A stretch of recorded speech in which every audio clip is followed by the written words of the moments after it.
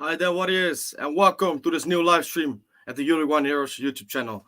And today we are going to do something different, something which is not everything has to do with Uruguay, but we are going to talk a lot about Uruguay as well. It's the AFCON, the African Cup of Nations. Gabon playing Ghana, which, from in my opinion, one of the best matches probably in the group stages. And I thought let's just have a look and let's have a look at this game, but also let's talk about the Uruguay national team. The squad can be announced maybe today or maybe next week, but it's getting close. These decisive games against Paraguay and Venezuela, the first two of four finals, I would say.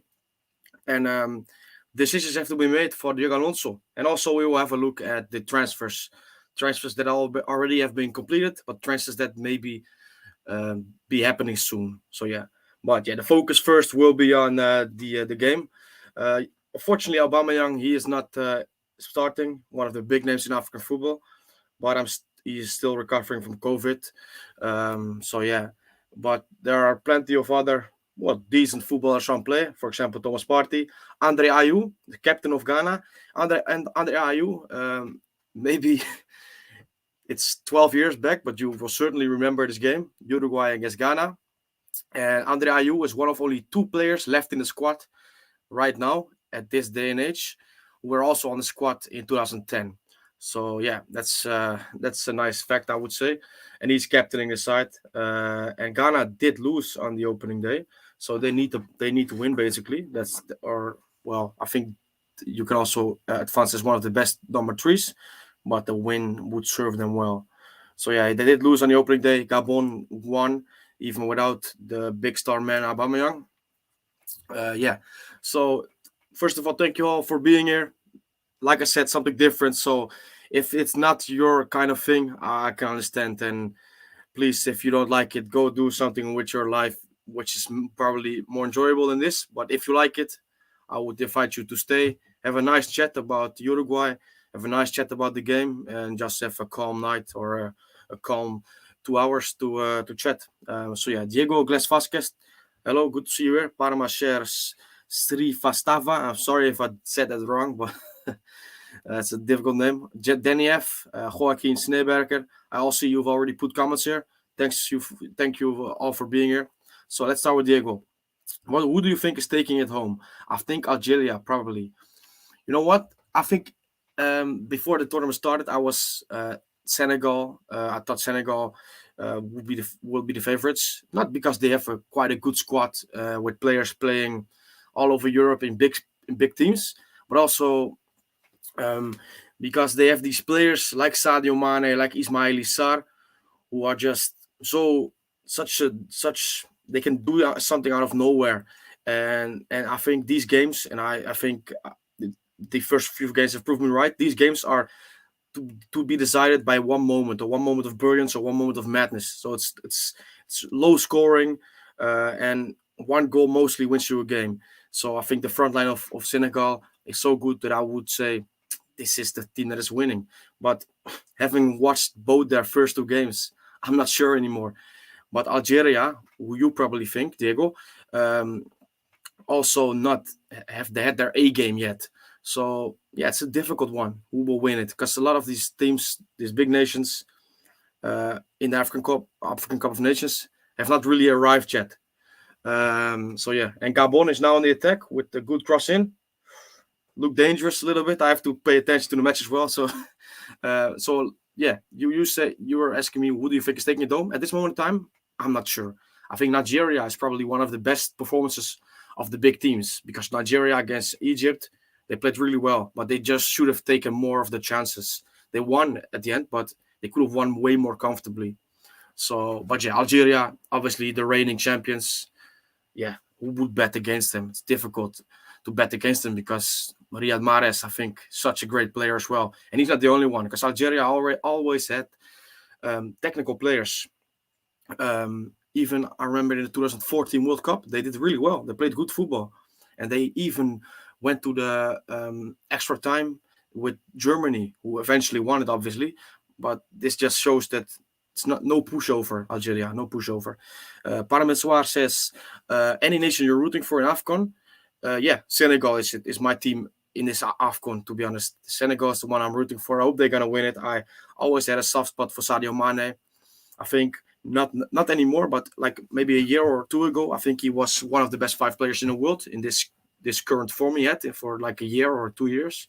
At this moment in time, his level has dropped a little bit. He's still a fantastic player. Don't get me right, or don't get me wrong. But I always had a soft spot for Sadio Mane. So this is why I'm leaning towards Senegal. And also, I think they've got a really good team. Yeah. Danny F says Uruguay no ma. For sure, man. Absolutely, every day, all day. Okay, Joaquin Sneeberger says, I'm going for Ivory Coast. Haller, Cornet, and Cassie are met, and always liked them since Drogba and Yaya days. Yeah, I mean, Ivory Coast always has good players, always. But in the AFCON, I know they won in, I think it was 2015, they won. But even in these years with Drogba, with Yaya Toure, they didn't hardly ever win it. It was only the 2015 edition that they won it. But a lot of these times they were favorites and they didn't win it. So I'm not sure if they will win this time around. I'm not sure. I don't think so, to be honest. But let's see. I mean, they still have a talented squad of players. Parmesoir says Senegal's attack has been very flat so far. They look devoid of ideas while attacking. Mane has tried his best, but do not avail.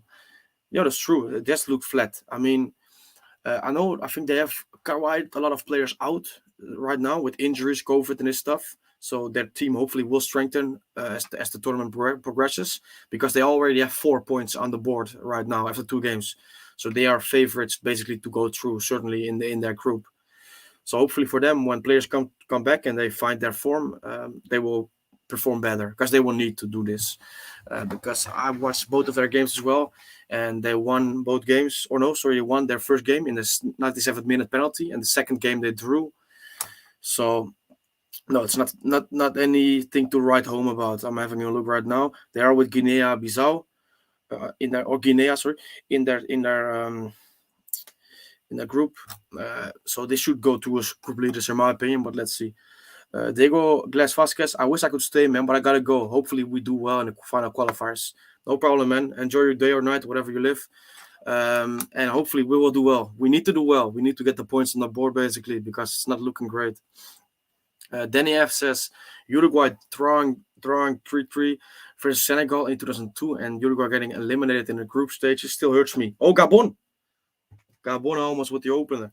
I mean, have taken a lot of attention to your chat and a little bit to the game, but every time I look up, Gabon is on the attack, so they have started off very well.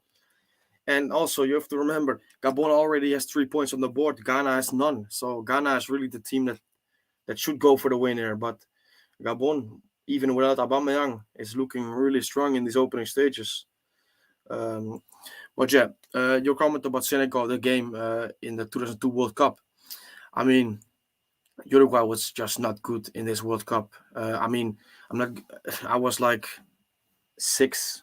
So it's not like I have fond memories of it, but obviously I've updated myself on it throughout the years. But it was the first goal from Diego Forlan in the World Cup in this game. So obviously the 2006 World Cup, Uruguay didn't make it. And then the 2010 World Cup, Forlan was a star. But the 2002 World Cup was basically he scored his first goal, and it was his emergence, or his first danger shot to the world that what was about to come 8 years later, but it still came, and it was beautiful. Danny F says thoughts on Maxi Gomez to Juve. So I've written down. I mean, my handwriting is really bad, and you could probably not see it, but I've written down a lot of names right there who are currently have been transferred to another team or are rumored to make a transfer this January transfer window. And Maxi Gomez, like the last few days, Gianluca Di Marzio, who is a really good journalist from Italy, a transfer specialist, he was saying that Juve, or especially Allegri, likes Maxi Gomez because he is a similar profile to Mario Mandzukic. Mario Mandzukic in his first tenure as Juventus manager, the first tenure from Allegri, Mandzukic was an important player for them. Wasn't the highest scoring, but it was not. It wasn't his primary task in the team. he was really important in his physicality, winning a lot of area duels and basically getting Juventus up the pitch, and also getting or giving space to the more creative players, the more creative attackers. And he was really vital in this department. And Allegri might think that Maxi Gomez can do a similar role. Also, obviously, being a threat in front of goal, but also very important for his aerial game and his strength and his hold-up play. So Allegri thinks he could do this, and Di Marzio, well, his report stated this, but we have to remember as well, Maxi Gomez has had a really poor 2.5 years at Valencia. He broke through at Celta, but Valencia, it's not worked out. To some fault of his own, and to also some fault of Valencia. I think it's a bad match, and yeah, that's the way it is. But the fact that it hasn't worked out for Valencia, for me, it does not mean that he cannot make it or be good again at another club. It's just sometimes a certain club with a certain style, and Valencia, to be honest, have had no style. It's been just a chaotic club in the last few years. Sometimes the click is not there, the match is not there, and obviously Maxi Gomez, he's not done good enough. Certainly, sometimes he doesn't even look like trying, and that is just a bad example of how you should behave, even if things are not going your way. But still, I'm absolutely 100% confident that Maxi Gomez, if he makes the right move, the next move, another move, even if it's a step backwards, sideways, forwards, whatever, he can still make it and score a lot of goals, because you don't score 18 goals in your debut season in Europe for Celta, in one of the best leagues in Europe, while Celta is a team that is fighting against relegation, certainly not fighting for European places in his time there. You don't score 18 goals just as a fluke. No, he was a promising young goal scorer. He was developing his game as well, was getting better, adding certain qualities to his game, and everything pointed to him being maybe a successor to Suarez or Cavani in the national team. But yeah, the last 2.5 years have not worked. But like I said, does not mean that it cannot work elsewhere. So hopefully the Juventus links are true. If not, I think still he should be looking at another club to go to, because at Valencia it's not working. It's not working, and like I said, it's part his own problem or part his own fault, but also part of Valencia and the way this team is set up, the way that the team has no ID, no identity. It's not suited to Maxi Gomez, and for him, he's 25 years of age. He has to look for a project, a team, a coach that believes in him, that wants him, and that gives him this primary position. This really count on him, trust on him. So hopefully this can be the case. If this will be at Juventus, I don't know, but we will see. We will see. Maxi should have stayed at Celta. He was killing it. He only went to Valencia because of Champions League. Well, I agree that he was killing it at Valencia or Celta, but I don't think. You know what? When he came to Valencia, you have to remember, Valencia, when he came to Valencia, they had just won the Copa del Rey. They were back in the Champions League, and they had Marcelino as the manager. And Marcelino is one of the best Spanish coaches of the last 10 years, probably. So he came there inside like 1 or 2 months after he came. Marcelino was sacked after a disagreement with the board, and things took a turn for the worse. They just did. When Peter Lim came in, which was already a few years back, things were not easy. Things were really chaotic. But Marcelino steadied the ship a little bit, because Marcelino was a really good coach.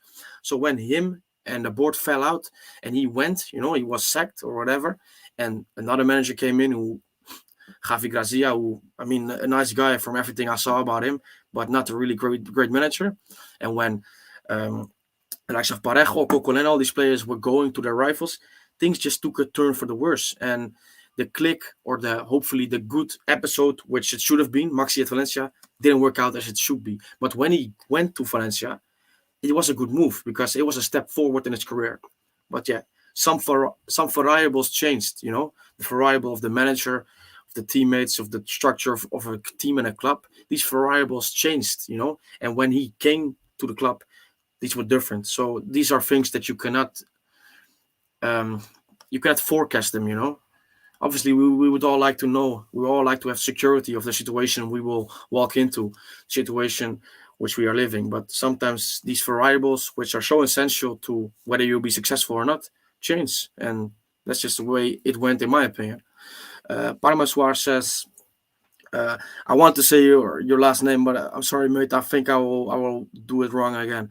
Mandzukic even adapted to a defensive winger for Allegri to fit the system. Yeah, that's right. I think it was from the left, right?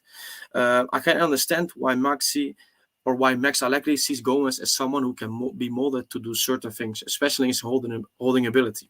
Yes, that's why I don't think the rumor, although if you just purely look at the goal scoring numbers, it maybe seem odd, might seem odd, but if you give some context to the story, then it's not something really strange because Mandzukic, he didn't score loads of goals for Juventus, and he also didn't need to score loads of goals because there were other players who took also these responsibilities. But Mandzukic was really important for the things you just mentioned. Also, his holding up the ball. This is something Maxi can do as well. He's really strong. He can pin back defenders and get other players into play. Joaquin Schneeberger says, to be fair, I don't like Maxi at all, but Valencia is really the worst place he could be. He has some strengths that other teams can use and make him much better. I completely agree. Yeah, Lisa Smith, good to see you here. Thanks for being here, like any one of and all of you. And I want to bring a question into the. I think, yeah. My question to you: who is your pick to win the African Cup of Nations? Let me know in the comments.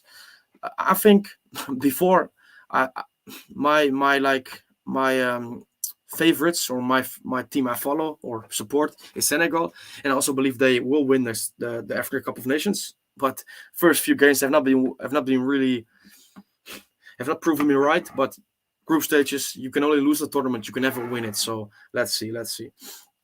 Parmaswar says Morocco. Morocco is his pick. You know what? Morocco, I think it's a shame Ziyech is not there, but obviously he had a falling out with the manager. But still, they have a good squad.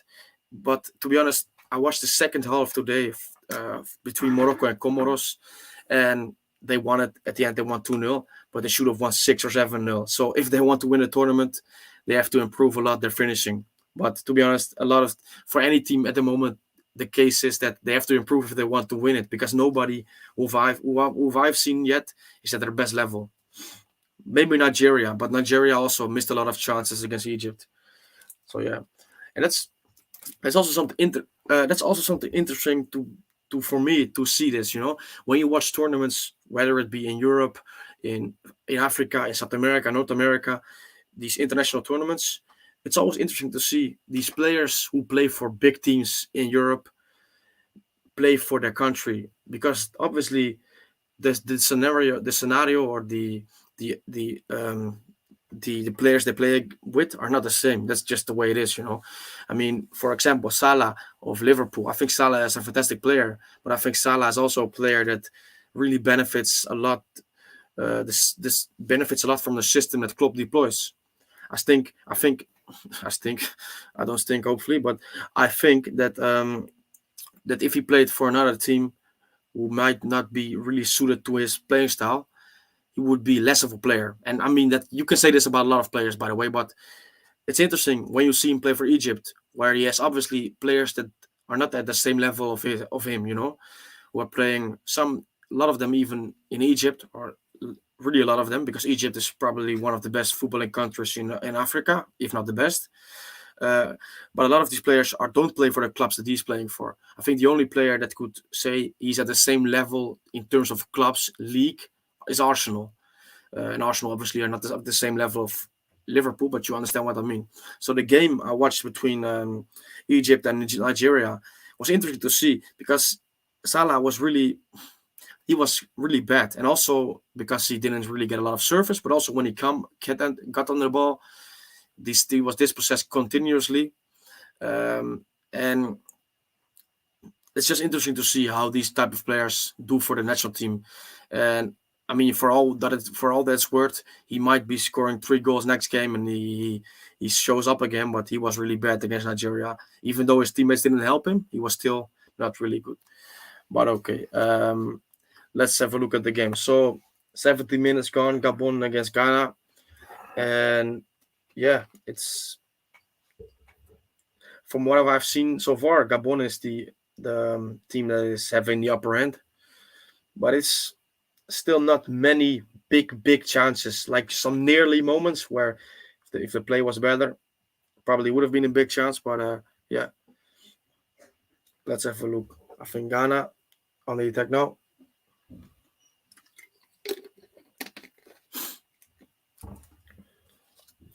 Thomas Partey obviously playing in the midfield of Ghana. That's a good pass. Andre Ayew with a shot. Ayew, and it's a goal. It's 1-0 to Ghana.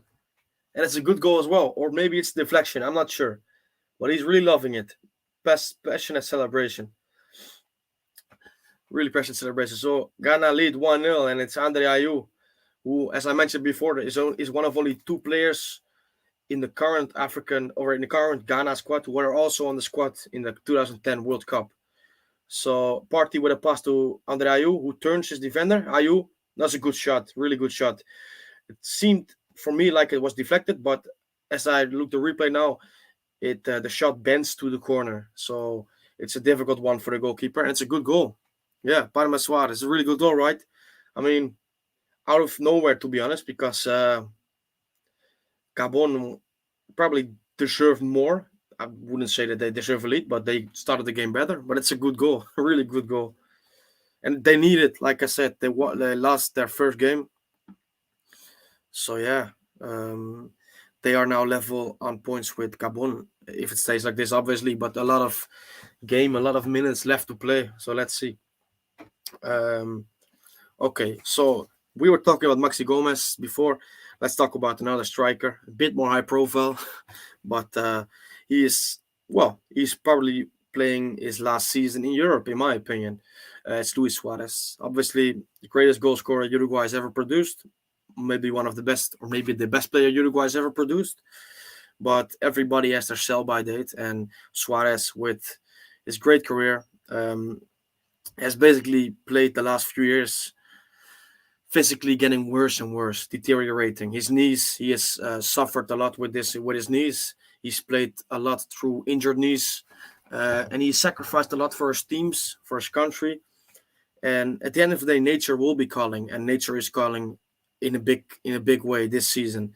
Suarez, his goal scoring production has dropped, which is also in correlation with the way Atletico played this season, which is really bad, to be honest, creating not great amount of chances. Attacking football is not great, and Suarez is suffering from it. Scored only, you say only 7 goals. Can obviously be a lot worse, but 7 goals in, I think it's 19 or 18 La Liga games is not of the standard that we expect from Suarez. So the talk is this: he might leave at the end of the season, and he probably will, because Atletico have a really strong policy on players after their 30s and not renewing, or if they renew for one season. We saw it with Godin a few years back, and I think Simeone and Atletico will part ways with Suarez, because you have to be realistic. Suarez is 35 in 2 weeks. Atletico have João Felix, Cunha, Griezmann on the books, Correa. These players, they are looking at Vlahovic from what I'm keep reading. Matias Areso is someone that's being considered.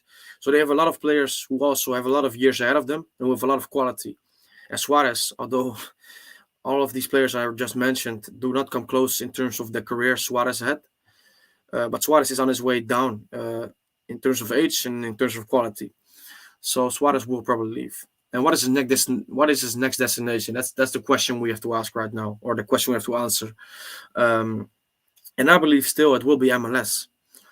The only thing that is this which is kind of a bad timing is that normally the World Cup would obviously be in the summer or in the winter, the European summer and the South American winter. So normally Suarez will Suarez will I will answer the question in a bit, Parma Suarez. It's a good question because it's an important topic. But so Suarez, if the World Cup was in the summer, so in June, July, it would be a pretty good way to say with Atletico until the summer, then the World Cup, and then afterwards I make a step backwards in the national team and also in my club career. But because the World Cup is in November, you still have these 3 or 4 months before the World Cup that you play club football. So that's the thing that is kind of making it a little bit difficult for me to how do you say it, to determine whether Suarez will leave Europe or not, or will go to the MLS or not, because MLS obviously is a lot lower level than La Liga or than other European leagues. So I would imagine that Suarez wants to arrive at the World Cup in the best level, playing the best level of football in Europe. So this is what makes me doubt if Suarez will stay at Atletico, will stay in Europe, or go to MLS. But for me, it is pretty imminent that Suarez will go to MLS in a few years or a few months, probably.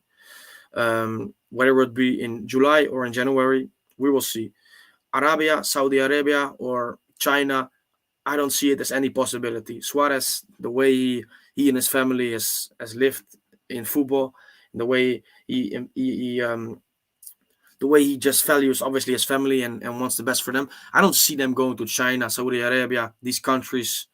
I just don't see it, to be honest. Certainly not when you have young children who are also in school.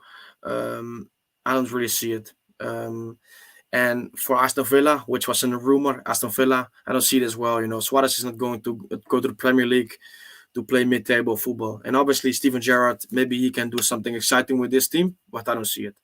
So MLS for me is the best option. Suarez has talked about this before, that it could be an option, and he likes the option at a certain age. So I think it's a possibility, or maybe a probability as well. Lastly, Uruguay or South America, this is an option that is to be considered. I think MLS is the option that is more plausible, but it certainly deserves a shout. Okay, Palmaswar, you said just wanted to confirm, is the Nandes news 100% true? You know what? When it was confirmed, or sorry, when it was brought out, when the charges came, I was a little bit shocked. And it's not like it wasn't the first time that I heard something about this surrounding Nandes and his wife. I heard rumors, and it's not just rumors of somebody talking, just talking. It's something, some people that know people close to them. So it's not the first time I heard something like this. So when it came out, I really thought it was 100% definitely true. Can I confirm it? No, I cannot confirm it, because obviously legal proceedings have to confirm whether it's true or not. What I would not get involved with is the quotes from the mother of Nandes, the mother of Sara Garcia, which is the name of Nandes' ex wife. I would not even consider it as something that you should take seriously. I wouldn't. So whether a legal proceeding comes out of it or not, we will see. But we also have to remember, when it comes to football and football players, these things like these serious charges of sex charges, of abuse charges, of fraud charges, a lot of these charges, money solves a lot of things when it comes to this. So whether it's true or not, it is possible that whether it's true or not, we will never see a prosecution anyway. So it leaves a bad sour taste in my mouth, and in my mouth, because obviously these are things you don't want to hear of. Certainly not when this player is associated with the team you love and you support. But yeah, I think we will have to see what happens. Parmeswar says Insigne leaving for MLS, but I feel he'll definitely be caught up by Mancini. Different scenarios, but still sort of a comparison. No, I understand what you mean. But so if Suarez moves to MLS, I'm pretty sure that he still will be caught up to the World Cup squad as well. So that's not really what I'm trying to say. I'm trying to say that Suarez, from a personal point of view, wouldn't want probably to go to the MLS for a couple of months before he's going to the World Cup. So he probably, purely based on himself, getting the best out of himself, he wants to play at the best in one of the best leagues. So this is why I think he would not go to the MLS just yet, but it will happen in my opinion. Lisa Smith says, "What about Italy for Suarez?" Yeah, that's a good option, a good idea. Juventus obviously there were strong links with him, with Juventus and Suarez, just before he went to Atletico.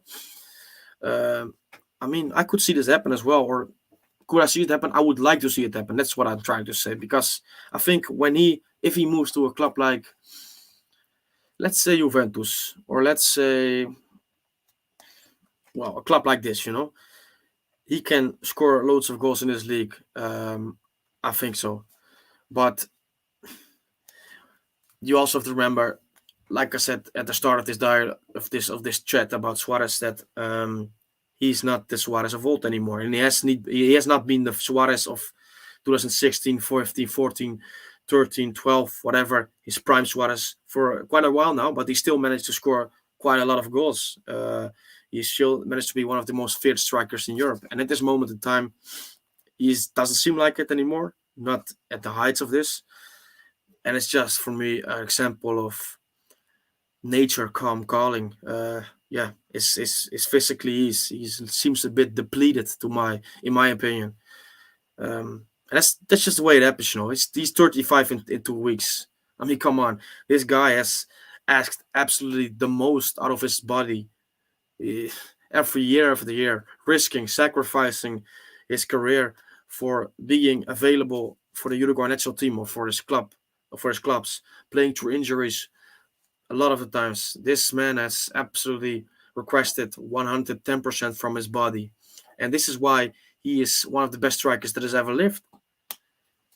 He's certainly, for me, the best striker of this generation. That's a discussion we can have, but I don't really want to, because probably if someone is in the chat that likes Lewandowski, it will be a discussion that will go on for on and on. But I mean, I loved every minute of his career so far, and if this is the last season of Europe, in Europe for him, and if in 1 year time he will retire, I can completely understand it, because he has asked absolutely everything from his body, and he has been one of the favorite things of my life to follow, to be honest, Suarez playing football.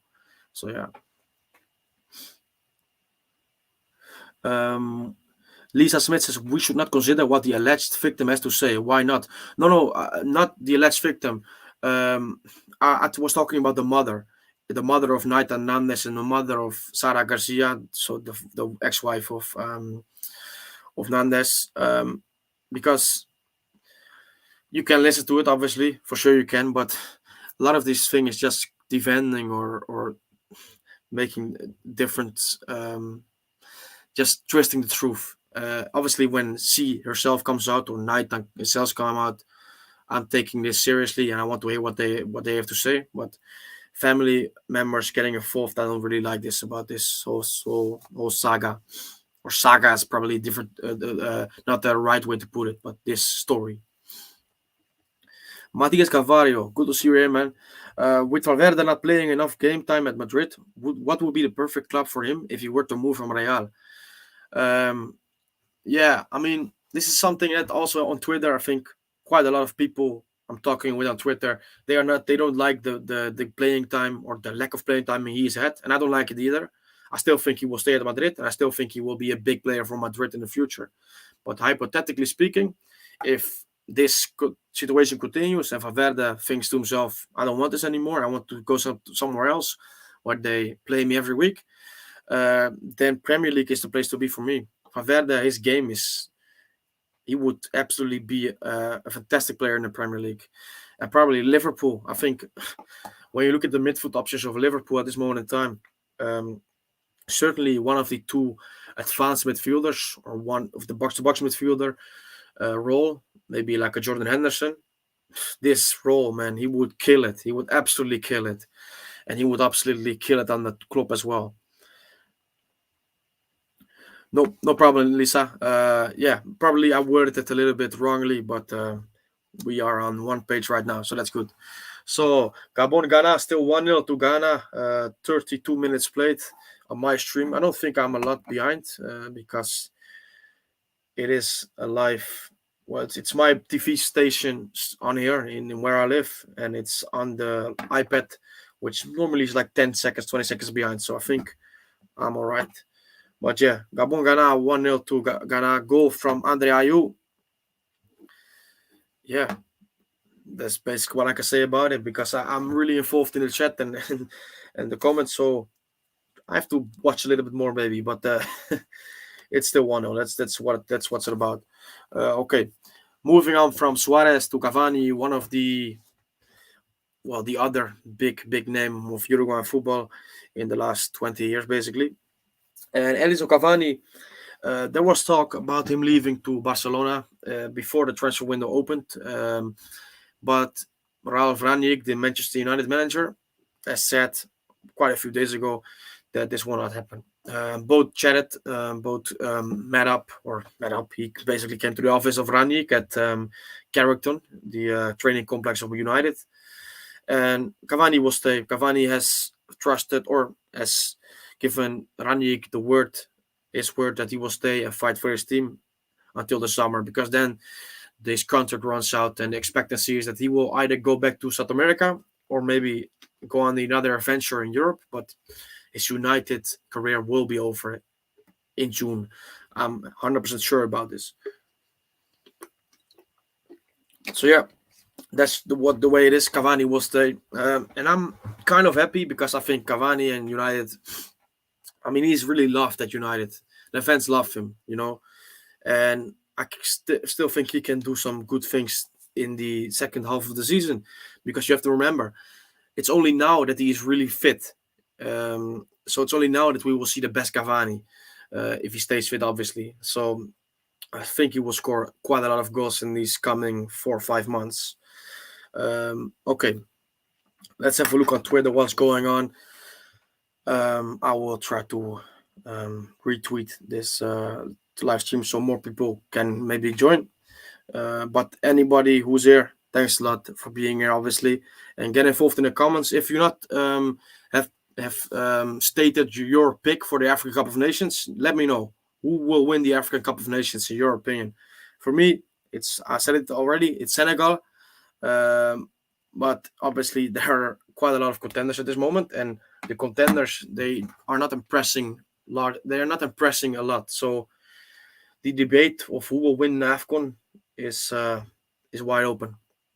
And yeah, for me, the reason why I do this watch along is obviously to catch up with you guys on the biggest news in Uruguay or the Uruguayan players.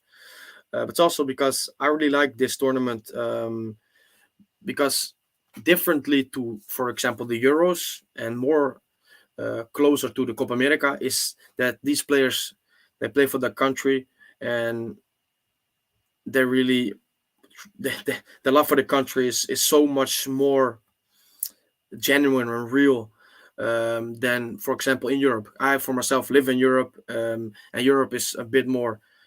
A lot of the European countries, obviously not the southern countries, for example, Portugal and Spain, but certainly where I live, the northern countries, western countries.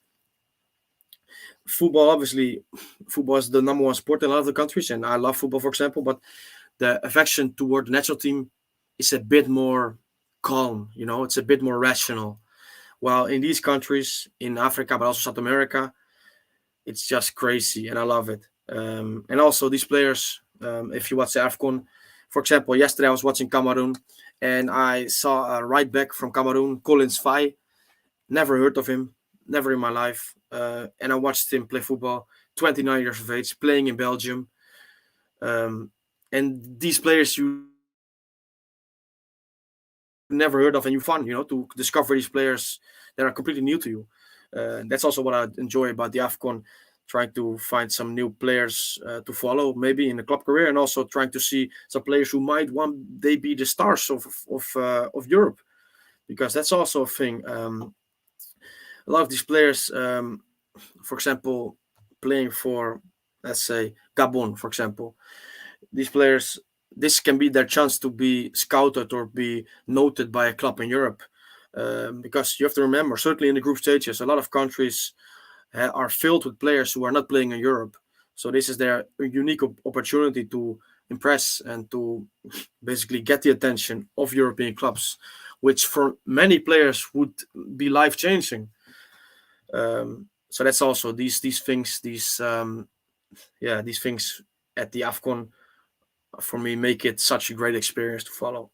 So yeah. Okay, let's move on to another name which is being talked about a lot in the last few days, and his name is Brian Rodriguez. Brian Rodriguez, winger of LAFC in America, and he is linked to a move to Internacional. Internacional, Brazilian giant, managed now by Alexander Medina, Uruguay manager. He took over just a month ago after he left Club Atlético Talleres in Argentina. He did a brilliant job. He did a brilliant job in Argentina, and now he's gone to Internacional, as I said, one of the giants in Brazilian football. So I'm really excited to see how he does there. Bruno Mendes plays there, Uruguayan centre back on loan from Corinthians, and now it seems like Medina wants to have another Uruguayan at his disposal. Brian Rodriguez, as we all know, when he's on his form, when he's on his game, he can be explosive, he can be dangerous, he can really make a difference in the game. But unfortunately, at the LAFC, he has had some good games, some glimpses of his talent, of his potential, but it's not worked out like we would have expected, would have wanted. So at this moment in time, it seems like Brian might be off to Internacional. It will be a loan deal with a option to buy. But for me, it's really positive because he will work under a Uruguay manager, which, well, it can maybe backfire, but it could also be really instrumental in him doing well. And that's all I want. What I want to see, I want Brian to get back to his himself, to play as he was meant to play as he played when we first basically came across him at Peñarol, at the Uruguay under 20 team, at the Uruguay national team. In his first 4 or 5 games, he was exceptional. He was lighting it up. He did so well. I remember this game away at Hungary when the opening of the national stadium, 65,000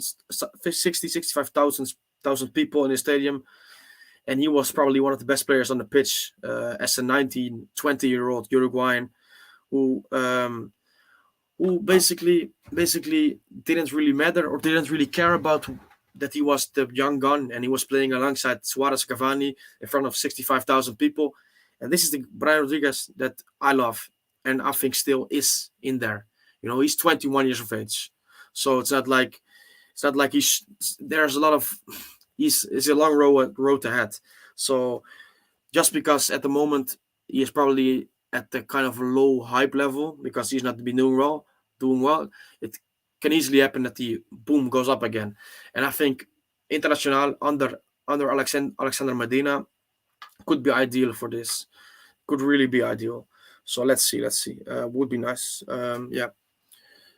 Matias Carvalho says Cavani is not considered the first striker in United lineup because of Cristiano Ronaldo, but selection is not the main reason for his low game time. He has had a lot of injuries and COVID since he joined the club. Well, that's true. I mean, he has a lot of injuries, and that's the shame with Cavani. Like since 2018, since the World Cup, basically, since the World Cup um, in Russia, he has struggled a lot with injuries, and this season was the same. And Cristiano Ronaldo is considered the first striker, and because of the system that Ranić wants to employ, two strikers, Cavani has played quite a lot in the last few weeks. But for me, the system is quite. I mean, it depends. The system maybe could work, but it really depends on who you play. Because if you play Rashford on the left and Greenwood on the right, you're basically playing with four attackers. Cavani, Ronaldo are finishers. Rashford, I don't know what he is. Not a footballer in my eyes, by the way. Greenwood is a finisher. So we have four players who basically are finishers, but not really creators. And that's the thing. What you want like kind of a mix. You want Jadon Sancho. You want probably Van de Beek in there or Bruno Fernandes. And that's the problem with United at the moment. It's a mix that this does not make sense, to be honest. But yeah, hopefully things can change at United. Maybe in different lineup, a different tactical setup. But yeah, hopefully he can play a lot of football in the upcoming months. Yeah. Matias Carvalho says, "Love your work. Thanks a lot, man. I appreciate that, and appreciate it a lot. And also thanks for the support because without the support of the people following here and on Twitter, that's what makes it. I'm just someone that brings the news, but You are the guys that make the account. Sport Gossip says, any update on Palistri? How is he doing? Well, Palistri is also on my list there, which I written down. And the thing is with Palistri is that he's not been doing well. That's just the way it is. I can sugarcoat it. I can make it better than it seems. But I watch not all the games for Alaves because I watch a lot of football. But to be watching every game of Alaves is a bit too much in my opinion. But I did watch some games of Alaves and also informed myself with Alaves supporters and the local media. And the thing is with him is that when you see him play, you see some raw talent, you see some glimpses of his brilliance. But overall, he is too shy at this moment. He is too shy to make an impact on the pitch, to take his chances, and to be a difference for Alaves. Because in, I think it's like half a season now, so 15, 14 appearances, he is yet to record an assist or a goal. So that's not good enough, even though he's playing against a team that is battling a relegation. That's not good enough for a winger. And the tactical system they use, which is mostly 4-4-2, two banks of four, quite pragmatic, quite defensive. It doesn't favor him, obviously, but still, it's not been going well. But for me, it doesn't worry me, because I watched Federico Valverde play for Deportivo de La Coruña in 2018, 17-18 season, playing not a lot, playing not greatly, and still he is, for me, one of the best young midfielders in Europe. And if he is playing regularly, he can develop into one of the best midfielders in Europe. So this is an experience that will bring him a lot of things, and it's up to him what he does with it, obviously. But it's not necessarily a wrong thing to struggle or to have a period where things do not go your way, because it can set you up for something bigger, something better, and hopefully it is the case for Palistri. And yeah, we will see how the rest of the season goes. There was even talk about him being called back on loan, so back to United, and probably go back out on loan to another team. And maybe this could be better for him. I don't know. We will see. Yusuf Teklap, good to see you here, man. Arsenal fan. I to be honest, I recognize your name from Twitter, so I think you will be.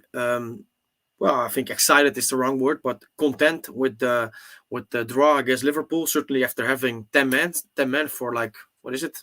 I think it was 60, 70 minutes. So, but this question is, who will be the next young Uruguayan to make their mark in Europe's top 5 leagues?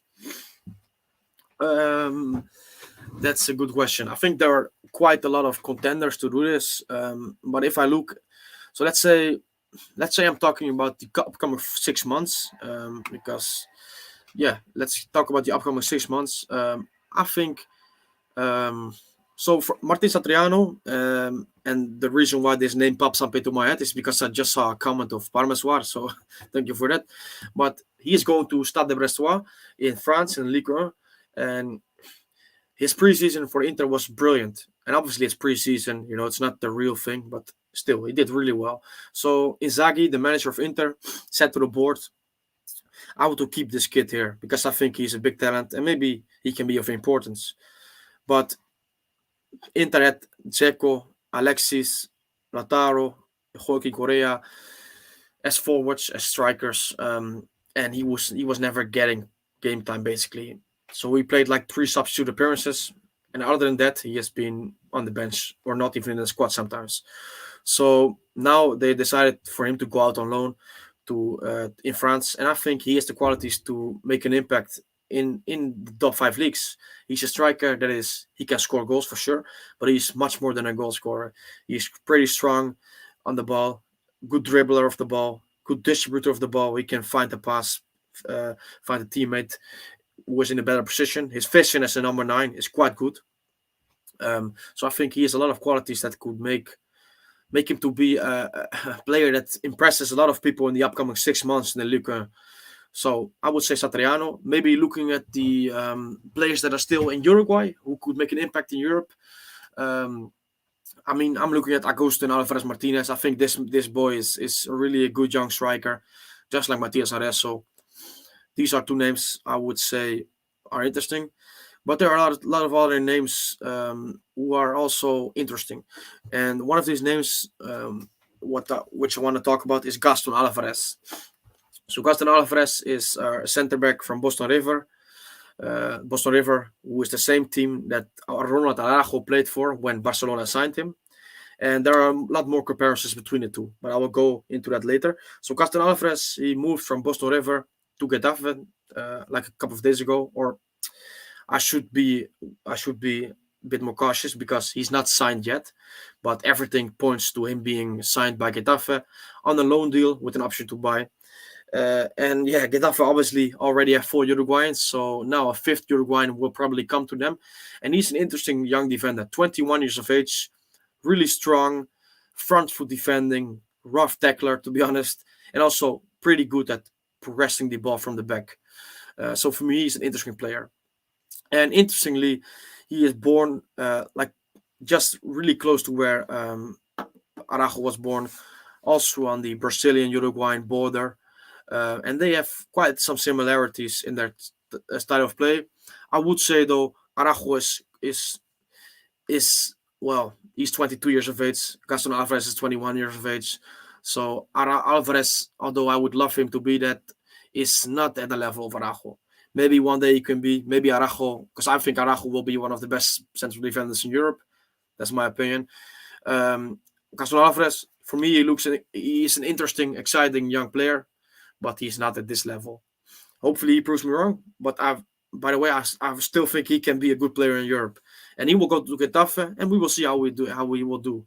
And I'm really interested to see this guy because that's what I love the most. These young players coming to Europe or maybe to other teams in South America.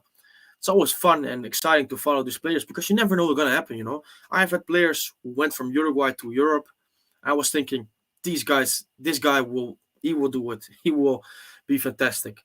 He will really make it, and nothing happens. And then a player goes to Europe or to South America, to the MLS, and I think, honestly, this will be nothing. He won't. No, he will be gone. He will be back to Uruguay in a year, and then these players start to score goals. For example, Diego Rossi. I remember someone, LAFC fan. He asked me about Diego Rossi when he came to LAFC, and I said to him, well, I don't really think he's a good player, man. I think he's decent, but I don't think he will make a lot of impact. And he went on to be one of the best players in America. Scored won the Golden Boot in his last season. So, I mean, yeah, that's the fun thing. You never know what's gonna happen, and that's also really the cool thing about football. Parmeswar says Satriano to Brest after an extension with Inter. Being Interisti, I'm happy with this. Satriano needs loan time, and I think Brest are a good club who give young players a chance. I agree with you, man. I think maybe I'm wrong here, but you're the Inter fan, so probably you will know. Lucien Agume, I think his name is, also an Inter player. He's also on loan there, right? So it is a team that gives chances to young players, and I hope he can take his chance there. Yeah. Sports gossip, says Derby County will be a good move for Palistri. Yeah, maybe, I don't know. I think the last time I looked, because just by accident, or not by accident, by incident or whatever, I saw that Rooney he's still there obviously, but I saw that they are last place. So I don't know. I'm not sure if this is the best place, the last place team in the championship. I don't know if Palistri will go out on loan to the championship, which wouldn't be a bad thing. Don't get me don't get me wrong. I mean, wouldn't be a bad thing. But if he does that, I would like to see him play for one of the top teams there, because obviously top teams more often than not they will play on the front foot. They are the attacking side, trying to score goals. And I mean, Palistri is not a player that plays for a team that is defensive or counter-attacking. He's not this type of player. So yeah. Jorge Cepero says, "What's up, man? Everything is all right over here, man. Hopefully the same with you. Thanks for being here, by the way." And Jorge says, "Algeria or Nigeria are my picks." Yeah, these are good picks. I think Nigeria, when they played against Egypt, I think they did really well. So they could be one of the favorites. Who knows? Algeria, obviously, the reigning champions. My pick Senegal, like I mentioned before, but yeah, these are two good picks. And I think the goal from Ian Nacho from Nigeria in the opening game was a really good goal, and he is a good striker as well. So yeah, let's see. Danny F says Brian Rodriguez is a fraud. I mean, I know you are a hater of Brian, I know it, but I mean, I don't think he's a fraud. I think he's going to a bad period, but hopefully he can reinvigorate himself and be the player that I expect or I want and think he can be. So let's see. Okay, I'm gonna take some water, man. My mouth is really dry. So by the way, didn't even mention it. It's halftime between Ghana and Gabon. So Gabon are leading. Oh, sorry, Ghana leading. One goal by Andre Ayew. So yeah, that's good. I have to pay more attention to the game, to be honest. But yeah, I'm just getting caught up in these chats and the discussion. But that's the way it is. Okay, let's move on. Facundo Torres. He is going to Orlando City, or at least that is what we are thinking. Um, it seems that the deal is dragging on and on and on. It seems like a saga, and the end.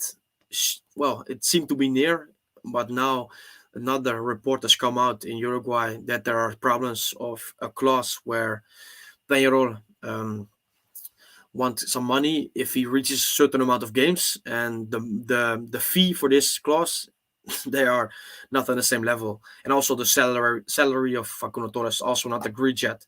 But I think this will happen anyway. Orlando City, like Cesar Arajo, who is another brilliant youngster from the Uruguayan league, 20 years of age, from Montevideo Wanderers, a midfielder, really good midfielder. He's a bit more of a holding midfielder, good passing ability, also good defensively. So these two players are really talented. You know what? I would have preferred them to see. I would have preferred them to go to Europe, for sure. But they went. They are going to the MLS. Let's see what's going to happen. I mean, the thing is, you know what? As a fan, as I am, and probably a lot of you people are as well. It's frustrating to see this because you know that the MLS, although it's a league that's improving, from what I have seen in the last few years, MLS is not a league that really exports brilliantly to Europe. Certainly not when it comes to Uruguayan players. So maybe overall, maybe it happens, but when it comes to Uruguayan players, it's not a great league when it comes to exporting Uruguayan players. So Diego Rossi, for example, he should have gone to Europe like 2 years ago, and at the end of the day, he went to Fenerbahce on a loan deal with the option to buy, um, and he probably should have gone to a club like Fiorentina in Italy or something. This is something that should have been the case because this is he did really well and he's the qualities for me to do this. But that's the thing. That's the thing. What I dislike about the MLS. I want to see these players, Uruguay players, doing well in Uruguay, either move to Europe, obviously, or to Argentina or Brazil. These countries, because I think these countries is better for development. The football culture is much bigger, much better, much more intense, and the pressure that comes at these clubs, like the big Brazilian clubs, big Argentinian clubs, it's more beneficial for their development as football player, but also as basically trying to cope with the demands of football, and certainly some demands which you will get when you play in Europe. But getting back to the point, Facundo Torres was set to join Orlando City, and Cesar Arajo was already joined Orlando City. I hope they will do well. I mean, these are two really talented players, so I believe they will do well for sure. And hopefully they can have a good period there for 1 or 2 years, and then move to Europe. That's my ideal scenario. Will it happen? I don't know, but I hope so. Okay, let's look at the comments. Jorge Cepero says, "Do you think Suarez will leave Europe this year?" Yes, I think that he will. Yeah, I think it's just nature is calling. You know, physically he is not the way he hasn't been the way he was. He hasn't. Let's put it right. Like since 2018, 2017, maybe even 2016, physically he has gone down a lot year after year, and in 2 weeks he's 35 years of age. So for me, the time has come to say goodbye to what is probably the most enjoyable period in my football life, following him in Europe, because it was fantastic. But that's the way it is, you know. 35 years of age in 2 weeks. It's no shame, but for me it's over, and I think he will leave this year, Europe, and probably to MLS, but we will see. Matthias Carvalho says, the thing about Polistria Championship is that most teams there play in a style that may not be good for him. At Premier League, all styles are represented, but not in the whole football league. No, that's a good point you make. Obviously, in the football league, when you look at the League One, League Two, Championship, it's a bit more back to the English roots. It's a bit more opportunistic, not more physical, because the Premier League is physical as well, but the influences which you get in the Premier League, where managers and players all over the world play. Obviously, this is the same with the Championship, but the highest level of managers are there. This is when you get different playing styles. You have, for example, Wolves, which is an interesting coach with Bruno Lage. You have the big teams who bring their different playing style. So I get what you mean. It is more suited to him, more based or more focused on keeping the ball on the ground, basically, and playing some attacking football. A lot of the teams anyway. And at the Championship, it's probably a bit more kick and rush than in the Premier League. And this is for sure not suited to him. No, I agree. Matthias Gavardo again says, maybe you talked about this already before I joined. What do you think Darwin's next step is? What kind of a club or league would be good for him? No, I didn't talk about this, so it's a good question, because he's also on the list over here, which I written down. And I think Darwin, you know what? The comments of his manager or his agent, Edgardo La Salvia, I think probably a lot of you know him. He said that Darwin wants to return to Spain. He played there for one season at Almeria, and he wants to go back to Spain. So my expectancy is that he will go back to Spain, because his girlfriend lives there. Because his first kid is born there like a couple of days ago. So ideally, he wants to go there, and obviously, it's the culture that is close to him. This language is just his language. So, but if you ask me, I think the Premier League is like tailor-made for him. He's a player that if he goes to a club like Liverpool, City, Arsenal, these clubs, which, let's get this completely right, if he keeps performing like he has done in the last 6 months, if he keeps scoring goals, he scores 30 goals at Benfica, these are the clubs that will come. These are the clubs that will come and make a bid for him. And the Premier League, the way the game is played there, more, really intense. I think he would flourish there, really flourish. Okay. Gabon, Ghana, still half time, but I think it's about to start. Ghana 1-0. Goal from Andre Ayew. One of the fun things, by the way, about watching the African Cup of Nations as well, is looking, certainly in the halftime, the shots on the fence, dancing around with some weird outfits. It's always fun to see. They really enjoy it. So yeah, it's nice atmosphere there as well. Always.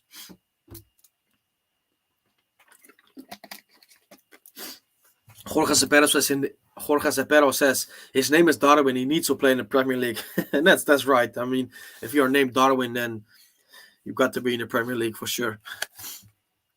Danny F says Rossi had interest from Udinese and Fiorentina in January 2020, but LAFC wanted 20 million in the middle of the pandemic.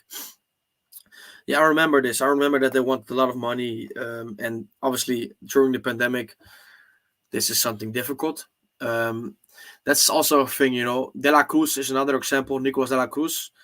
Diego Rossi is also an example. Leo Fernandez, maybe. Federico Viñas. These had some brilliant moments, some brilliant periods of play. If pandemic wasn't there, if COVID wasn't there, and financially the clubs were more stable, they would have went to Europe, or certainly to a bigger club elsewhere in South America or North America, because they're quality players. De La Cruz, he's still the River. He's 25 years of age. I mean, River is a huge club, but Nicolas De La Cruz should have been in Europe for 2 years already, because he's a player that can make a difference there. But yeah, unfortunately, it's not the case, and hopefully soon it will be the case. But yeah, COVID, pandemic, it's not helped these players when it comes to making their move to Europe.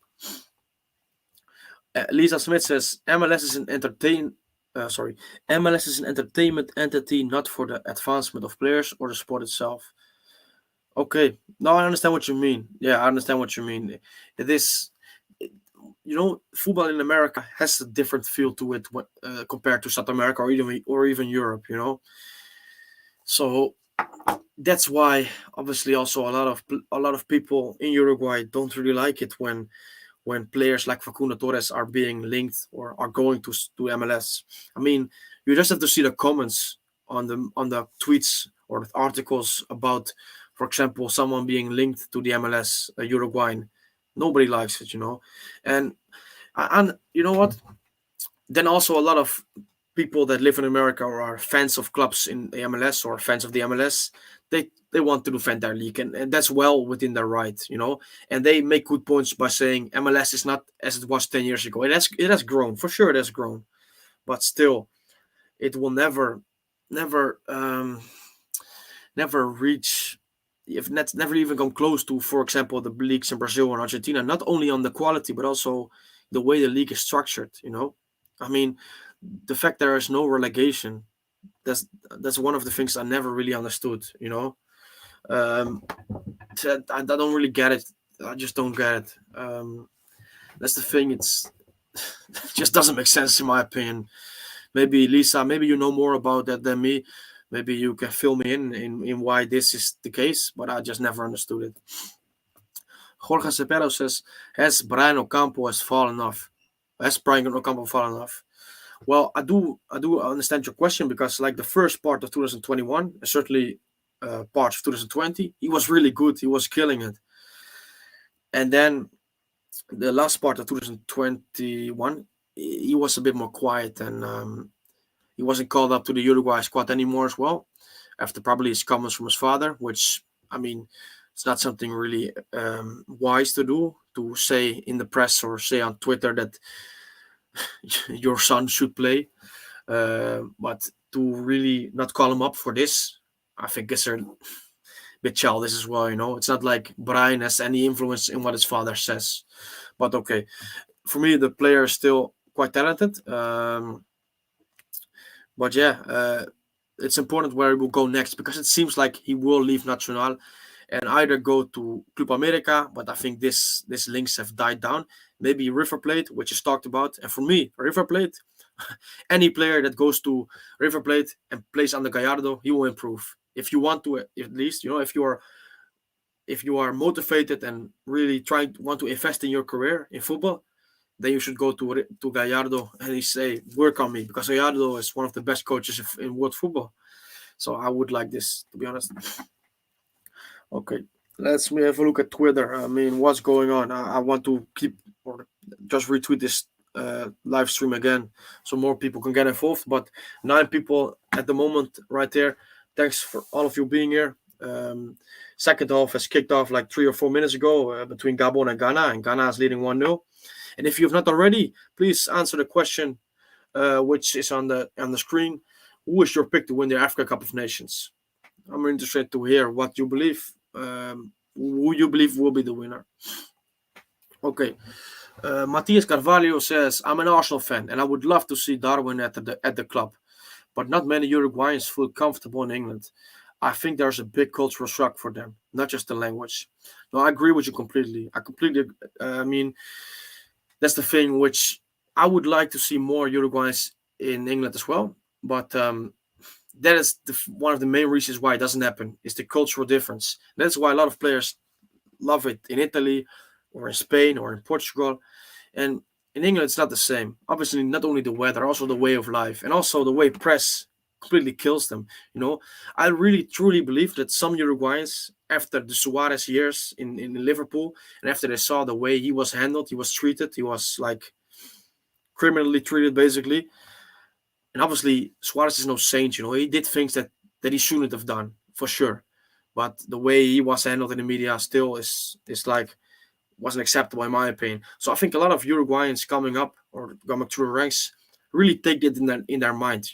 Obviously, when a club comes calling and they put a lot of money on the table, it might change your mind. But for me, this history of Suarez in England doesn't really help. Doesn't really help the problem of Uruguayans or of a lot not doesn't really help the problem that Uruguayans are not really frequent in England. So yeah, I think this is the case. But yeah, I really hope that Darwin will go to England though, and I hope he can adapt to the lifestyle there, because I mean Darwin is tailor made for the Premier League in my opinion. Football in the US is different, but physical conditioning is quite good.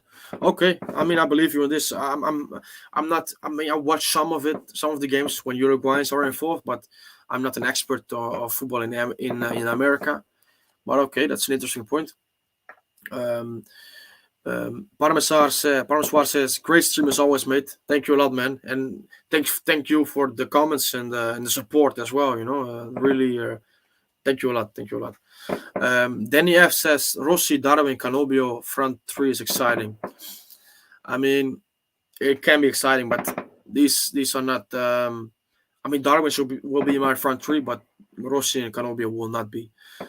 They're not saying that they are bad players, but I think we have better options. Uh, so a lot of fireworks going off outside of my house. I'm not sure if you hear it, but hopefully not. But I was a bit distracted. Jorge Cepero says, "What happened to Rodrigo Amaral beside the injuries?" Yeah, I mean, this is one of the things. Amaral coming through, such a great talent, had some problems with his weight, injuries, and I think the mix of this all, and maybe even the mental aspect of football, he might not. He probably hasn't been able to cope with it, and it's a shame because he still is a really talented player. So he's now gone to Bolivia to play for the strongest, which is a brilliant name in my opinion for a team. Um, but yeah, just hasn't worked out, and I'm not completely sure how or why, because like I said, the injuries, the overweight at times, but maybe even the mental aspect of football has not helped. Um, I mean, I see Danny F with another comment. I mean, should I read it out or not? I will bring it up to the screen. Let me have a look. Okay, well, guys, who is the bigger fraud, George Queta or Brian Rodriguez? I'm not even gonna answer it, because I don't agree with the question, because I like them both. And to be honest, Georgian, maybe not 2021, but 2020 and 2019, you could really make a case for him to be the best Uruguayan player in world football. So, but I know Danny, I think he's a good guy, but he has, like probably everybody, has some players he really likes and some players he dislikes. So yeah. Um, Lisa Smith, Senegal for you. Yes, Senegal. I agree with you. Senegal to win the Africa Cup of Nations. Although the first two games have not been great, I still believe they can. Okay. Jorge Cepero says, Cavani was cancelled by the FA and he didn't do anything wrong. No, that's also a thing, I mean, that's the thing. And I'm not going to go into the whole Suarez and Evra debate because we can go on for weeks. But the bottom line is that Suarez was wrongly convicted of this. And you can, if you want, I can send you the 82-page document where the whole legal proceedings of this process was documented.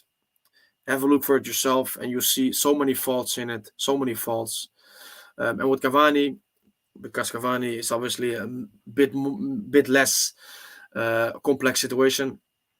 Cavani said something to a friend with no intentions, something that in the cultural context of him and his friend, and in the cultural context of Uruguay, was completely okay.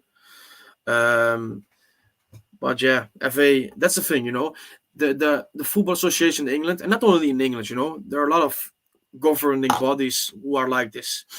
They choose a weak or a weak object or a weak person, not in the sense that they are weak or they have no character, but the sense that they cannot really defend themselves in the situation. They choose this person to make an example of, to show the world that, well, we have the standards, we have these no-nonsense standards, we don't accept this.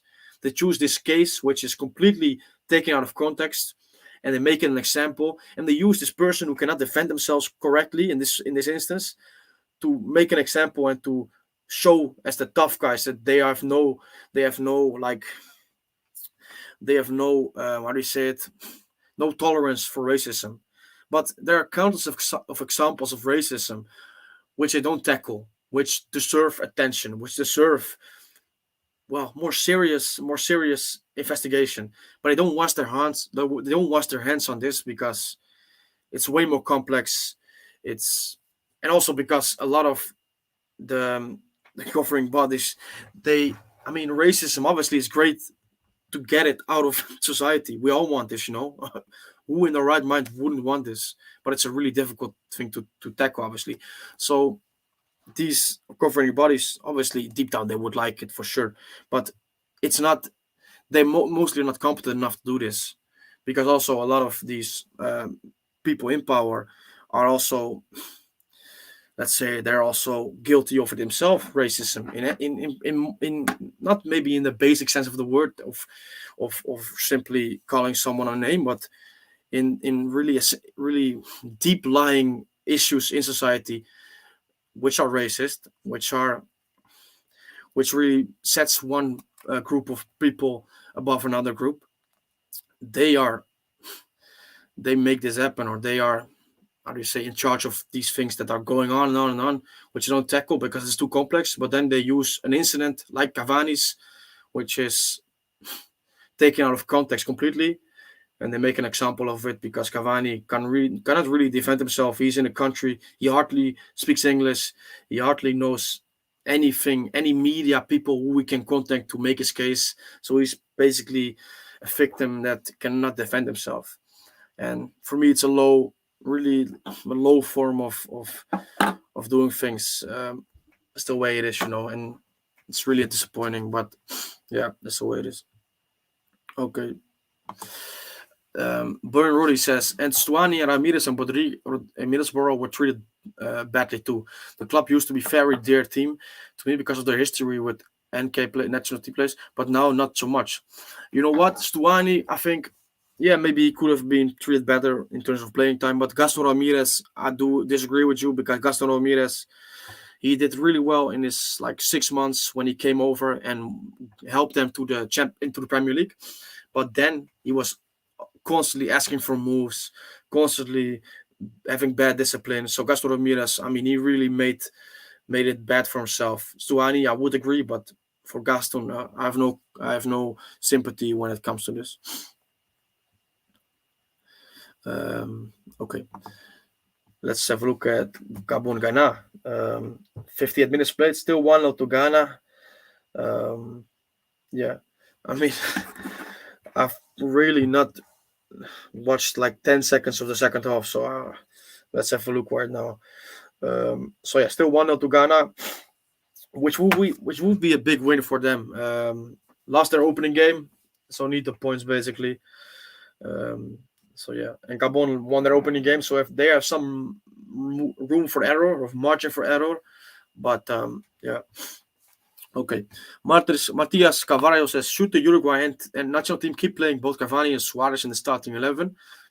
I understand how big they were and are, but at some point we need to start working on the good young strikers. Well, to answer your question, and I think you answered it yourself as well, because you're completely right. Suarez and Cavani, they should not play together in Uruguay national team anymore. It doesn't work anymore. You know, the last 12 months are the example of it. Although they've been fantastic for Uruguay in all these years, it's just not working anymore because Suarez physically is deteriorated a lot. Cavani, although physically he's still on a really good level when he is playing, he's not also the Cavani of old. So in my opinion, you should play either Cavani or Suarez in the number 9 position, Darwin from the left as kind of a second striker. He plays his position for Benfica a lot. And then on the right, you have to look for me, in my opinion, just a right winger, a pure right winger with speed, who can stretch the pitch, go in behind, create space, but also be a threat to go in behind, to basically being played in and have an opportunity to score. But also, like I said, to stretch the play and create space for the striker and the midfielders to progress the play. And whether it be Ocampo, Pelistri, Brian Rodriguez, even David Terrans, all options. At the moment in time, I wouldn't know. You know, I'm really struggling to think who is the perfect option because, to be quite honest, a lot of players are not playing at their best level right now. So we will see. We will see. Yeah.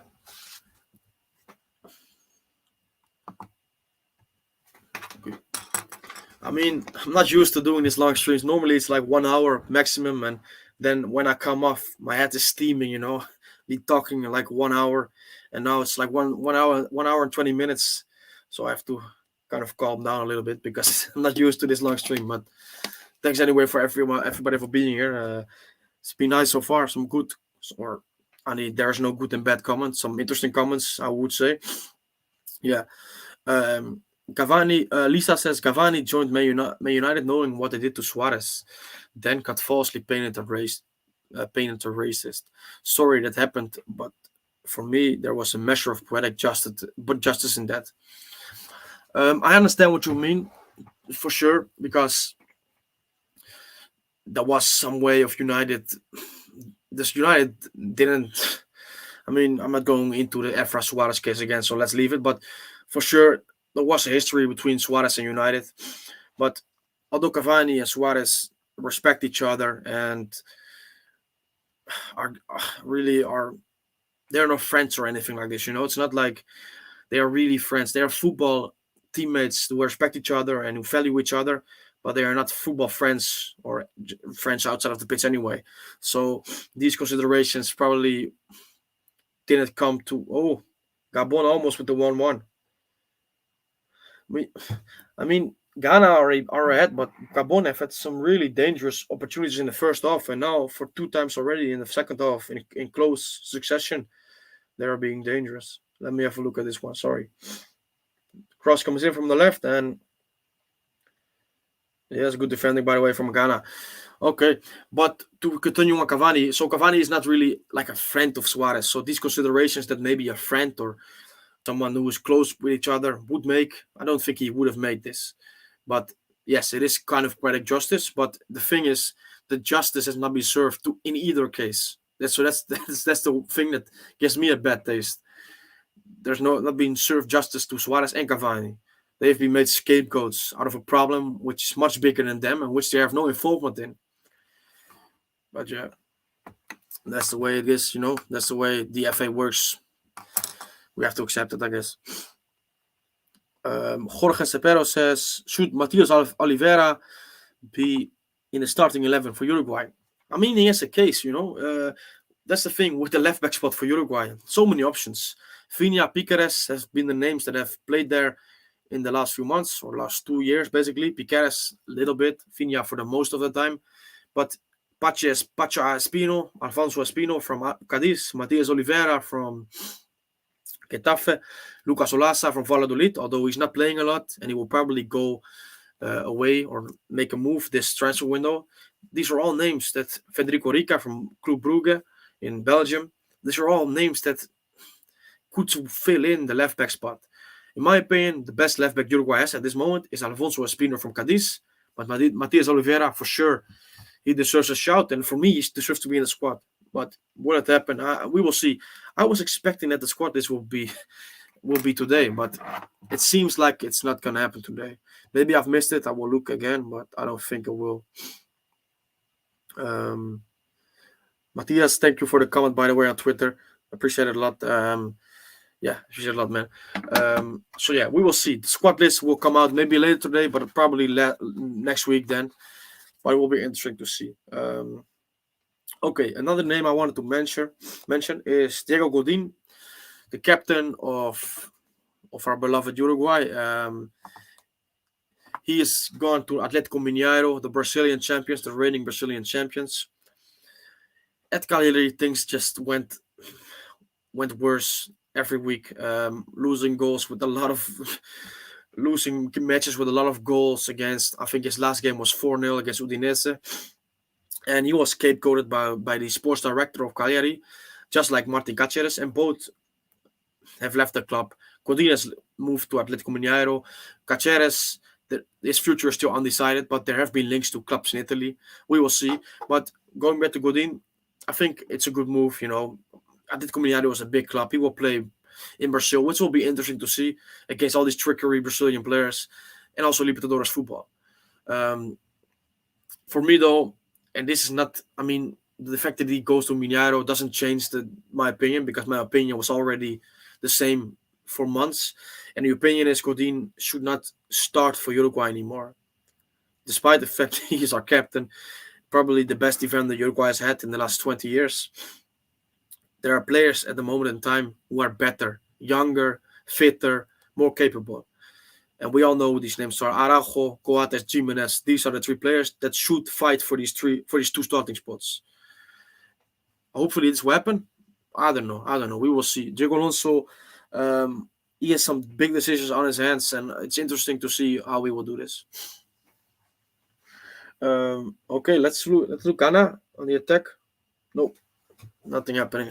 65 minutes gone, 1-0 to Ghana still. That's the thing about this African Cup of Nations as well. It's many low scoring games. I think Cameroon won 4-1 yesterday. That is one of the few high scoring games this African Cup of Nations. And I mean, there are tense games, to be honest.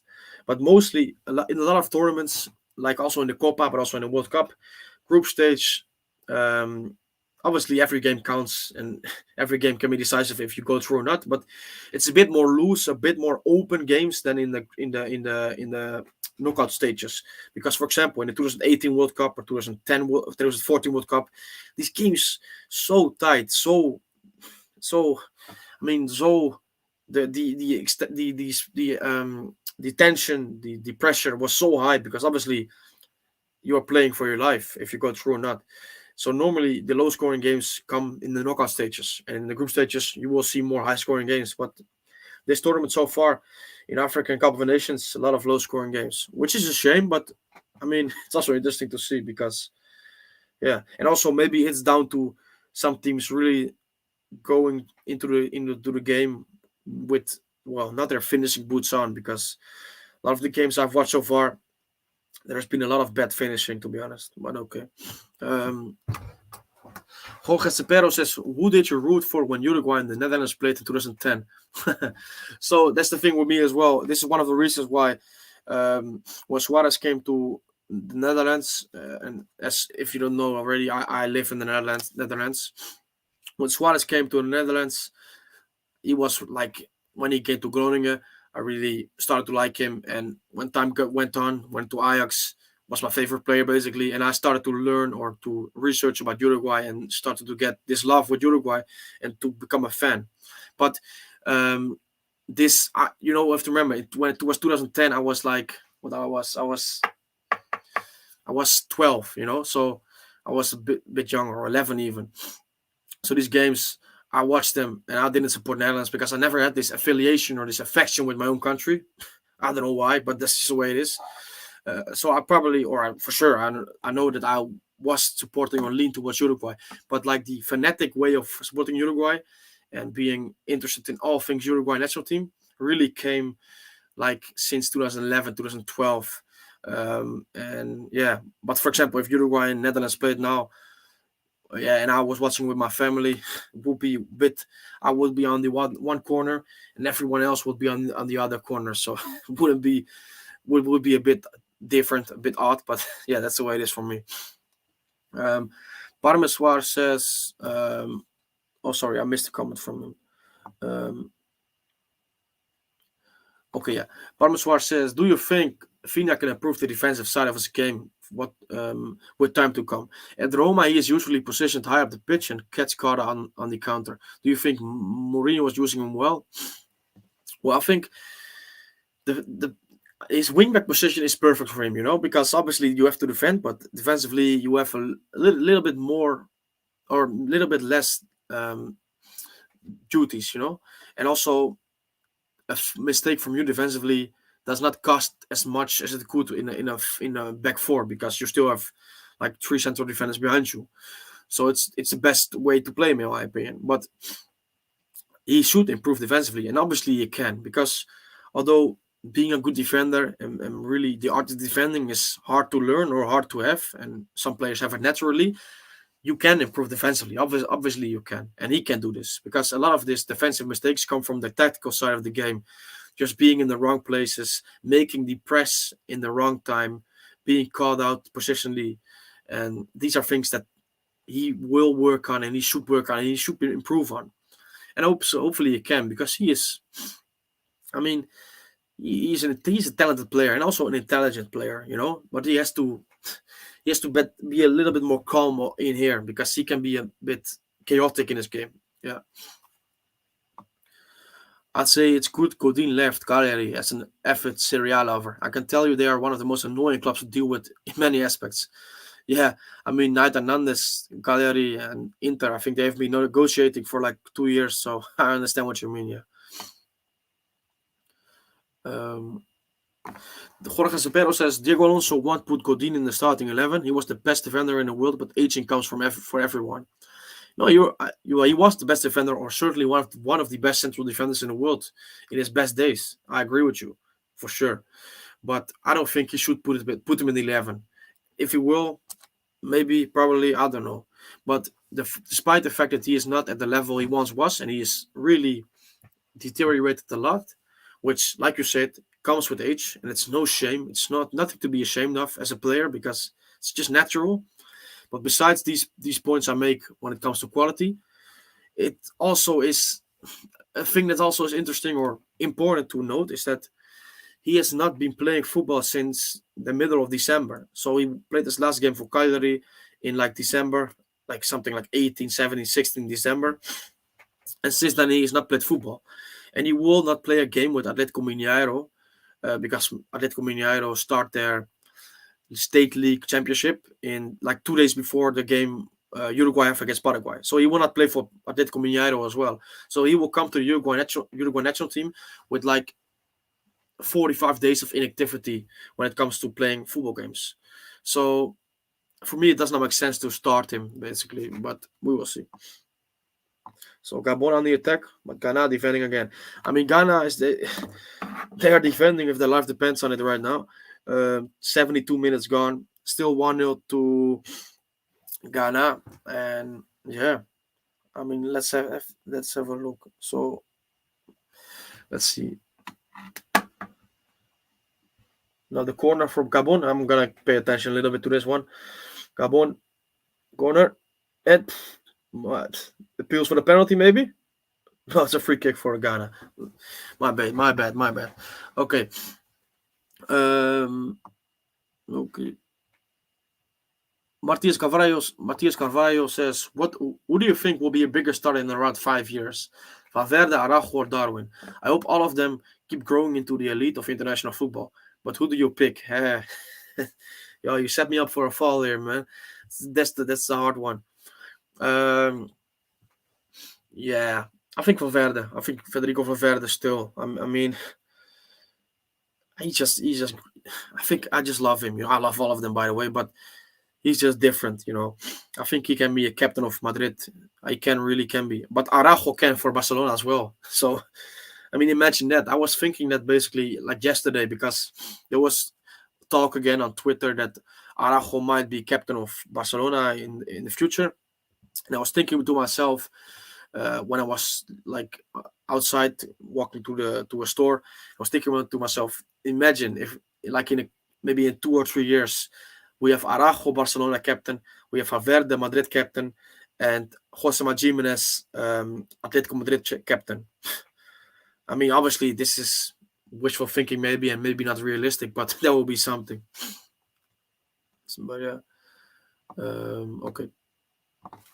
Oh yes. Danny F says if Uruguay had Suarez, Lugano, and Chile in the 2010 semifinals, we would have won 2010 World Cup. If Cavani was never injured in 2018, we would have won it. If we had Suarez in 2014 World Cup, 2015, 2016 Copa America, we would have won. So yeah, I mean that will make us the most successful national team in history. I get what you mean, and I don't think we would have won everything because, I mean, I just don't think it, and I don't think you did think it as well. But obviously, I see what you mean because these injuries were all a really big blow to us. These certainly the injury, like you said, Fuchile was one of the best players for Uruguay at the World Cup. Suarez, who wasn't there in 2010. These are things that do not. They're just so terrible if you look back at it and think, imagine they are there. Imagine what difference they could make. And certainly for a lot of these tournaments, Uruguay have not had luck, not have luck because major players were injured when it came to the semifinals, quarterfinals, it's important stages. So yeah, but it's the way it is. We cannot change history. Unfortunately, we cannot, because if we can change it, if we could change history, believe me, I would change a lot of things in my life. But that's the way it is. Um, okay.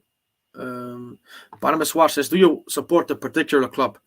I don't do this, to be honest. When I was a bit younger, I was supporting Liverpool. Um, I remember the days with Fernando Torres and Mascherano, Xabi Alonso. I just absolutely love Fernando Torres. I mean, he was my favorite player when I was growing up, like when I was like 7, 8, these type of years. Um, so I was kind of a Liverpool supporter because Liverpool, I think, is a brilliant club, and but I think when I was like 14, 15, that's just football. I love it. It's my biggest hobby in my life. So I was really not really.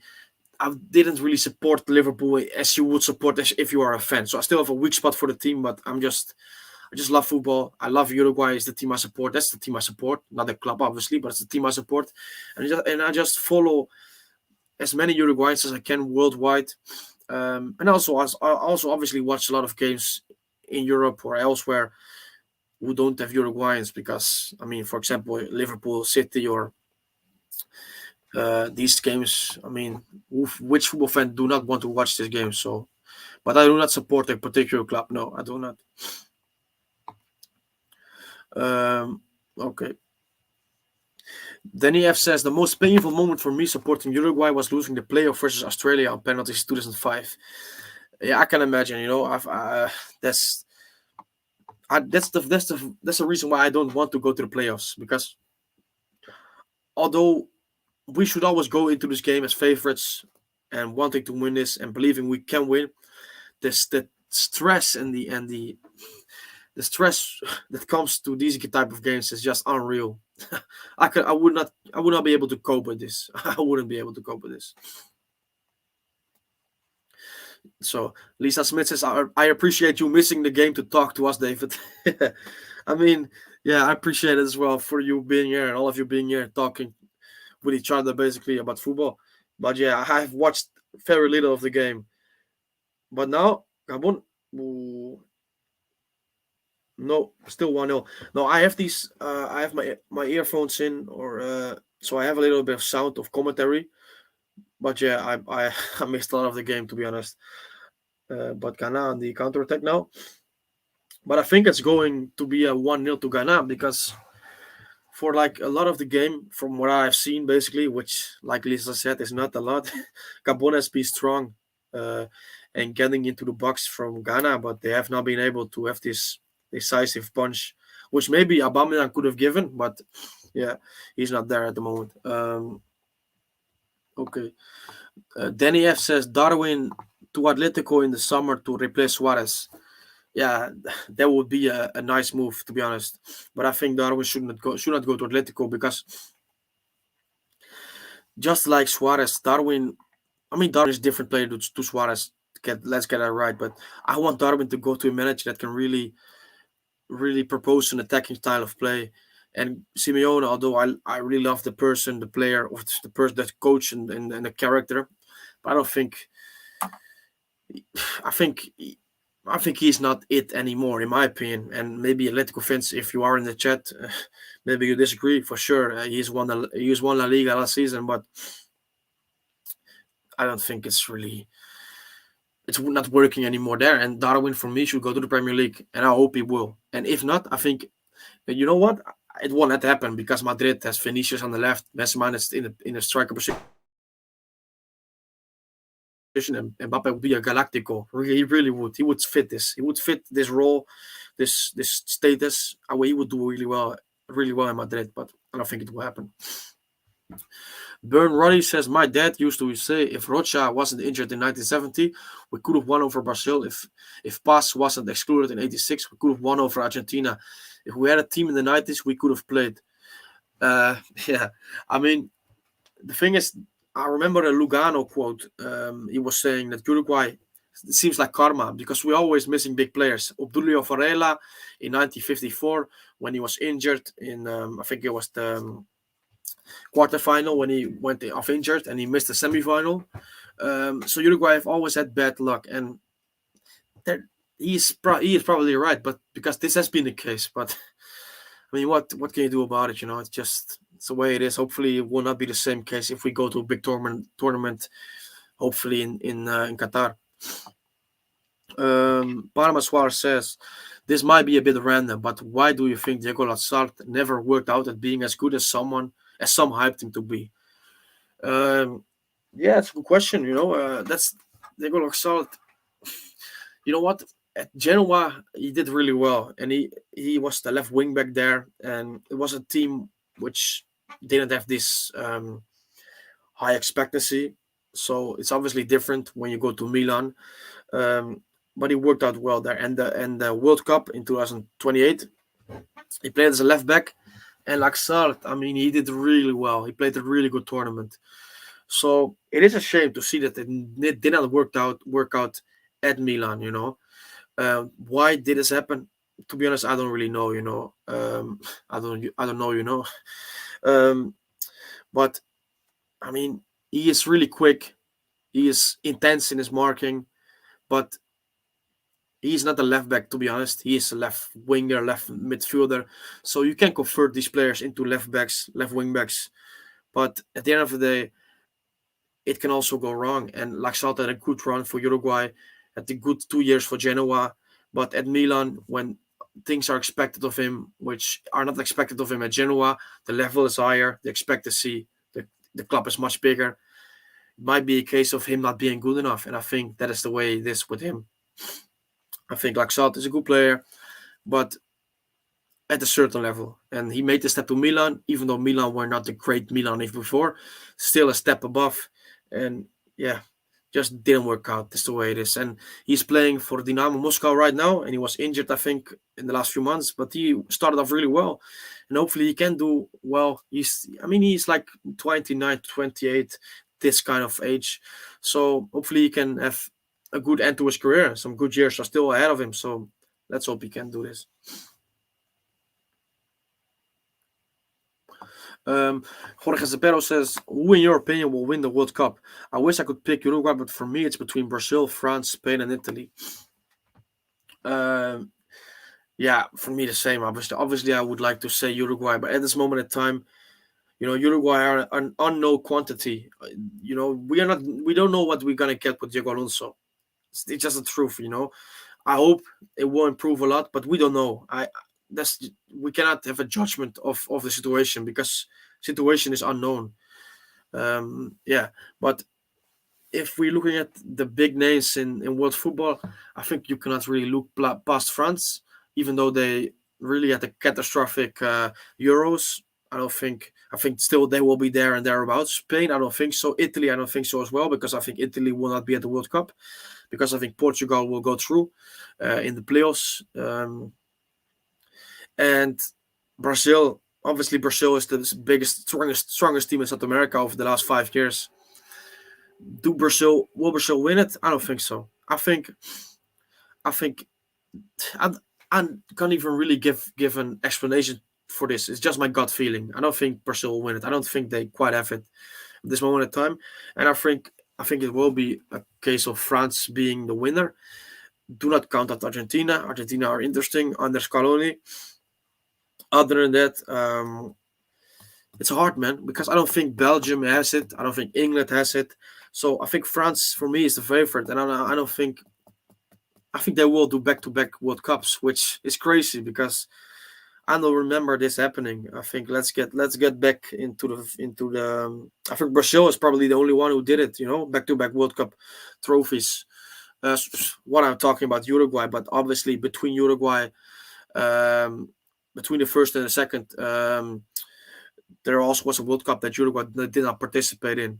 So yeah, it's something really rare and something that doesn't happen often. So let's see.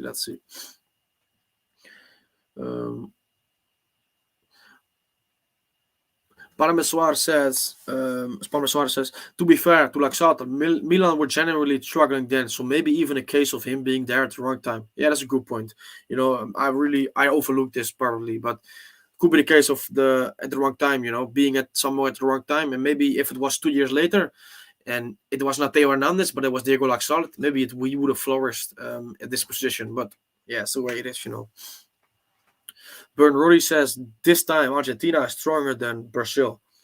Okay. Yeah, I don't think there's a lot between them at this moment in time, to be honest. So maybe you're right. It's a difficult one for me. Yeah. Okay, so let's take a little bit of a look at the game now. I mean, 85 minutes gone. Probably took like 6 glances at the game, but 1-0 to Ghana at this moment in time. With 4 minutes in regular time to go, and probably a couple of minutes of stoppage time. Yeah, so let me have a look. Oh yeah, one thing I want to mention as well is maybe some not that interesting maybe, but obviously Jonathan Rodriguez went to Al Nassr, team in Saudi Arabia. He left Cruz Azul. For me, in my opinion, it's probably the start of the end for Cabecita in the national team. So yeah, we will see. But mostly when you go to these type of countries, which I don't hold anything against you, because obviously you want to supply your family with finances, and that is completely normal. Certainly when you have not the most luxurious background. So yeah, and another name, Cristian Oliva, former midfielder of Nacional, now playing for Cagliari for like 2 years, 2.5 years already, but he's hardly playing, to be honest. So he is looking to move away from Cagliari, probably on loan. And Nacional, well, they would like to have him back, but the expectancy is that he will make a move to a Serie B or a Serie A side. So we will see. That's the name we can look at. For Matias Vecino, also not playing for Inter. I don't think he should be called up to the squad, in my opinion. Certainly should not be playing for Uruguay. But he is not playing basically any minute. And yeah, let's have a look. Gabon is on the attack now. Gabon. And it's 1-1. And that's a good goal, to be honest. 1-1 to Gabon. 87 minutes gone, and they equalize the game, or they equalize Ghana, basically. And it's a good goal. I don't know who is watching from you guys, but or girls, but it's a good goal, and it's a hard one to take for Ghana, because a couple of minutes away from getting a big result, which would give them more tranquility going into the last group game. But it's a good goal, to be honest. Bit of a quick move to the left, and then the winger with some step overs and a good shot into the right corner. It's a good goal, to be honest. And yeah, Gabon, Ghana 1-1. To be honest, I don't know this player, so I'm looking for this. Well, I'm gonna look up his name right now. Let's have a look. Jim Alefina, 26-year-old player from Clermont Foot. So that's interesting, because Clermont Foot is obviously, or not obviously, but this is a team that's playing in France in the Ligue 1. And Jonathan Iglesias, a Uruguay midfielder, he was playing there for like 5 years, helped them secure their first promotion to the Ligue 1 in history. But he has left the club on loan, he's left the club on a free to Paris FC, who is in the Ligue 2, because he was not playing a lot this season. But yeah, so his former teammate of Jonathan Iglesias has just tied the game between Gabon and Ghana. That's a good goal. Yeah. Okay. Parmeswar says, I'm happy for Lucas Torreira. I think Italiano's system works for his style very well. He's already showing signs of doing well for them, hoping they make his move permanent. Yeah, I completely agree with you. I think one of the things I love the most about this football season as of yet is Lucas Torreira being back playing and being appreciated by a manager and a club. And when you do this, he is a quality player, and he is one of the best registas in Italy. And it's great to see him back playing and doing well. And hopefully, like you say, they make their move permanent. And I think they will. Certainly with the Vlahovic deal, which might be going through with Arsenal, Torreira will be involved in this, and he will be like some some bargaining chip for Arsenal, because obviously Torreira represents value, and it makes the deal more interesting for Fiorentina as well. Jorge Cepero says Denmark is a sneaky good team for the World Cup. Well, they went to the Euros, right? They went to the semifinals of the Euros in last summer in I want to say a country, but it was all over Europe, so it wasn't really in one country. So yeah, let's see. Let's look out. Daniev says Bentancur, Torreira, and Valverde should be Uruguay's midfield. Well, ideally, when all of these players are playing to their best level, I think this is the best midfield Uruguay have for sure. I agree with you. And in the chat also, Parmaswar and Ben Rodi talking about Gabon might win it now. I think you were talking about the game, or are you talking about AFCON? I don't know, but you never know, you know. I remember in 2013 or 2012, like Zambia won the tournament. Zambia, which is not a traditional footballing country in Africa, obviously. So yeah. Or there's now an argument between the between the Ghana the Gabon manager and the Ghana player. But a free kick for Ghana into the area. Well, worked away into a corner, I think. Yeah, it's a corner. Okay, so a couple of minutes left, stoppage time now. But let's see. Maybe there's a conclusion to this game, which will be epic, to be honest. And I mean, Ghana needs it basically. But Ghana, if it stays like this, they have 1 point out of 2 games, which is not ideal, obviously, when you want to win a title. Oh, that was close. That was close. Partey, he was with a good crossing from the corner, and Partey tried to basically whip it onto the back post, but there's no one there to finish it off. So yeah, okay. Parmaswar says, did you see the controversy in the Tunisia match where the ref ended the match before 90 minutes? Yeah, I saw this, man.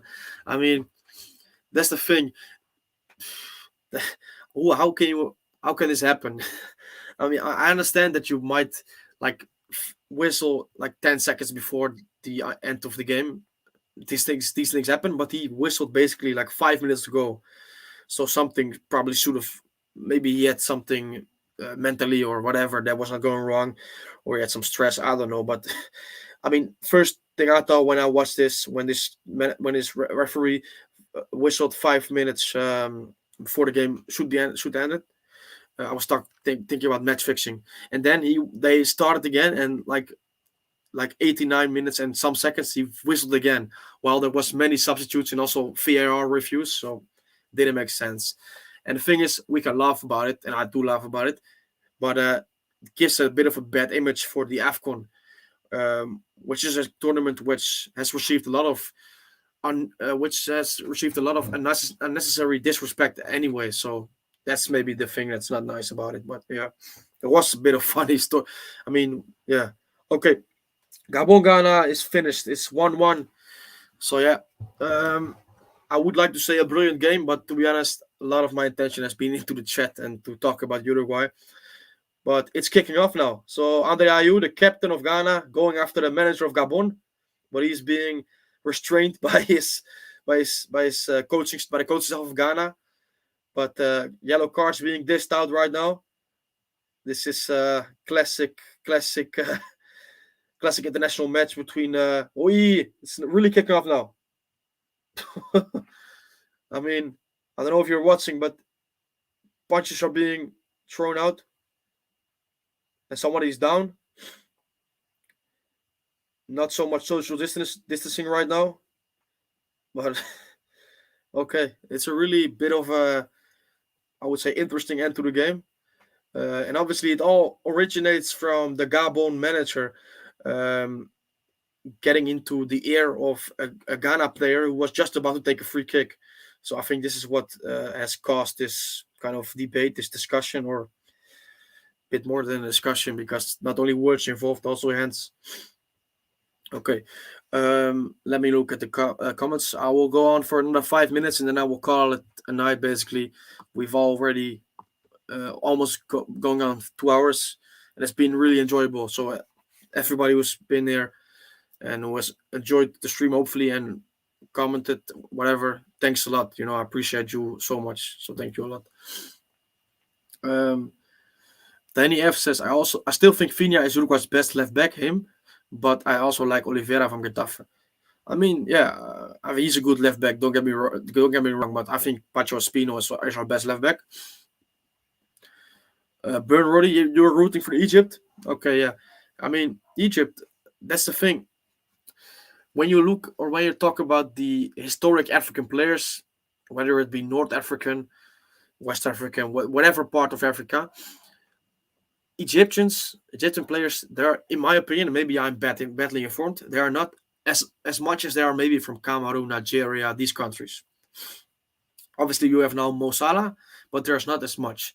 But still, Egypt are the record champions with 7 AFCON titles. So that's the interesting thing. And maybe this year will be once again a title. And probably Salah will have this as one of his targets in his career, because that's obviously something every player wants to do: win a title for your country. Jorge Cepero says, if Uruguay goes to the World Cup, I bet you they get to be in Group A. I mean, it happened like in 2018, you're right, in 2010 as well. And I think 2014, no, it was not Group A, but I get what you mean. It happens a lot. A lot of times Uruguay are being being drawn into the group of the hosts, and also a lot of times Uruguay mess up the games for the hosts, and they are a bit of a party poopers. You know what I mean? They win, and South Africa 3-0 win, Russia 3-0 win. So if they put us into the group of Qatar, if we make it, because still a way to go for us, then it will be interesting to see how we will do. Okay. Burn Roddy says, it's been an awesome stream. Thank you, bro. Thank you, man. Nice to hear that. And your involvement in the stream, just like all of the other people here, has made the stream awesome, because it's been really nice chatting to all of you. And thank you. Jorge Cepero says, Nigeria seems to always underperform. Good players, but they never live up to it. Well, I get what you mean, because I was looking up these, how do you say it? These past winners of the AFCON, and I was expecting Nigeria to have more titles, and I think they have 2. I would double check it because I don't want to spread misinformation, but I think they only have 2, which surprised me a little bit, because they are one of the strongest countries in Africa in terms of football. Also in terms of other things, but that's another discussion. So I was expecting them to have more titles, but they have 2. I will double check, but I'm sure they have only 2. So yeah. So they won 19 euro of 1980 and 1994. Yeah, 1990 and 2013. Sorry, 3 times. 3 times. I had it wrong. So it's good I double check. But 3 times, which obviously it's not bad, but I would have expected to be more. And Egypt, obviously 7. They are the big winners in history of AFCON. But yeah, let's see who will win it this time around. Okay, let's call it a day or a night there. Like I said before to Berodi, thank you all for being here. It's been a really enjoyable stream. Just watching some football, not a lot, because I will probably make sure that my iPad is better located. So because now it's like here, and I have it to the left of me. But if it is like on the same level of my laptop, then I will probably have more glances at it. But yeah, we have talked a lot about Uruguay players, the national team. It's been enjoyable, and yeah, I think if you're down for it, I will certainly do it more times in this AFCON, but also maybe if there's a big game in club football, because it's a good way to catch up on the latest, and also it's also nice to watch a game and to have some opinions about it. So yeah, I want to thank you all for being here, and I will see you very soon. Please like the video if you want, and subscribe to the channel. And also, if you're not already, follow Uruguaneros at Twitter. So, okay. Thank you very much, and have a good day or night. Bye-bye.